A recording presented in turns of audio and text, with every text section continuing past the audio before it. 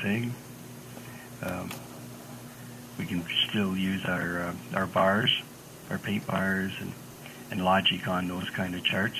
You just have to get the right size of chart to use.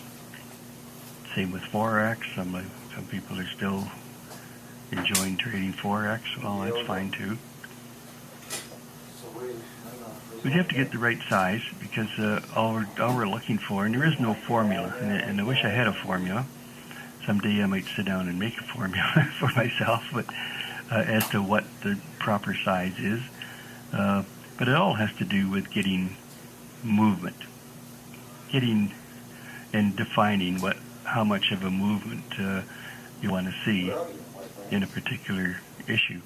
So with share bars, it's all the same thing. And volume bars, they smooth out the ticks a little bit differently on a report. There's a lot more bars involved than time. 2-minute bars with our P2 show up totally different when you change this to a share bar. It eliminates a lot of sideways stuff that's going on, for example.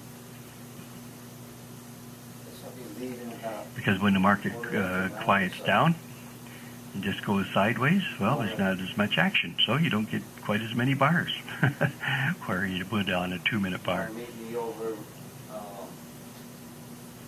So there's a lot of advantages, but it's a different animal. Again, it's a different way of doing things, different way of looking at things. Doesn't mean one is better than the other. No, it depends on. See, and this is the whole point of looking for the Holy Grail, because you'll never be satisfied with it, and you'll never be satisfied with a 2 minutes. So at some point in your trading career, you have to say, well, enough is enough. I've got to settle down. And, one thing we can do is just say, close the book, say, okay, this is it. I'm going to become an expert at this. And then really focus in on it. Notice the nuances and everything. And the more indicators you add, the more confusion you're going to get. But that's just a given. So that's not the answer. And no matter what we do to find where what little extra filter can I use, we're never going to be totally satisfied with it. But that doesn't mean that you still can't improve something. So, but it does take a lot of input, and then after you find it, you have to make the decision. Well, enough is enough. I'm not looking anymore. I'm not going to confuse myself any further. And that's pretty well where I've arrived at in much of my work.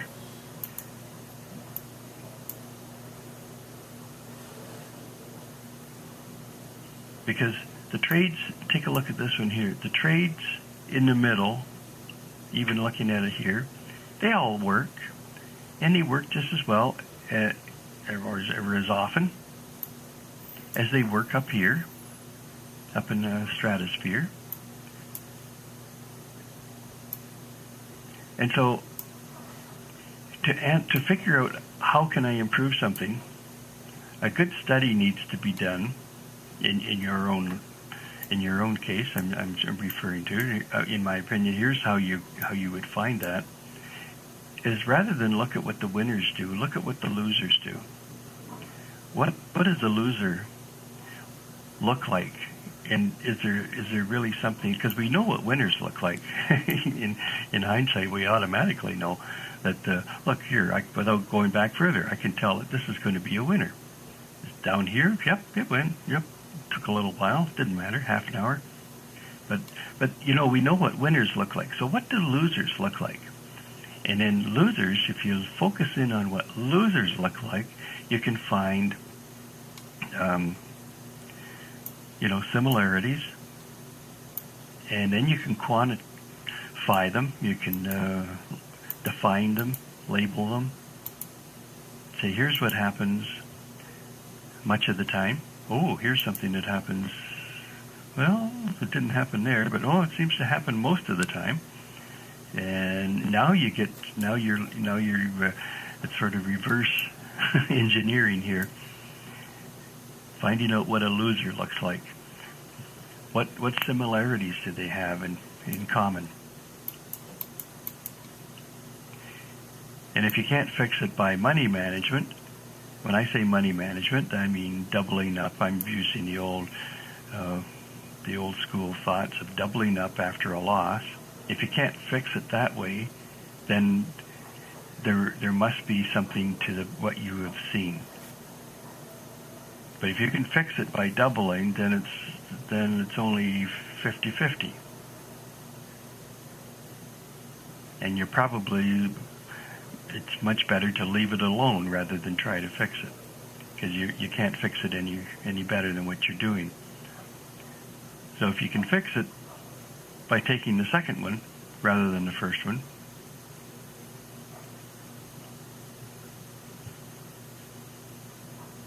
then you're probably better off just to leave it alone and don't do anything.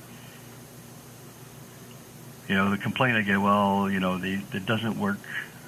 It seems not to work. Let's say I'll use let's use the one, it's between 7 and 8 o'clock.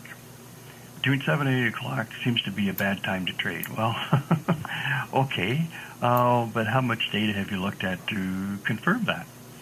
And is this just an aberration for 1 week or 2 weeks? Or even 1 month or 2 months? That's not really fair, because not all of them are losing and not all of them necessarily are winning. So what if you took the second one? Would that fix it? Yeah, that would fix it. Okay, well, then really then you're on the right track in the first place. You don't need to fix it. It's just a function of what's going on right now. And that's why statistics are important, and statistics can throw you off, really, if you try to overanalyze them and put up another indicator. Well, you're just adding more confusion to more confusion. So I like to keep it simple, and yes, there's going to be times when it's not going to work the way you want it to, but notice what the market is doing during those times, because there have to be similarities. We know what a winner looks like. So what does a loser look like?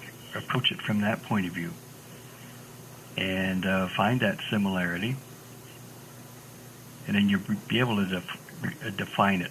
You'll be able to come up probably with a satisfactory answer. So that's the stage right now that I'm looking at with our pinky trades.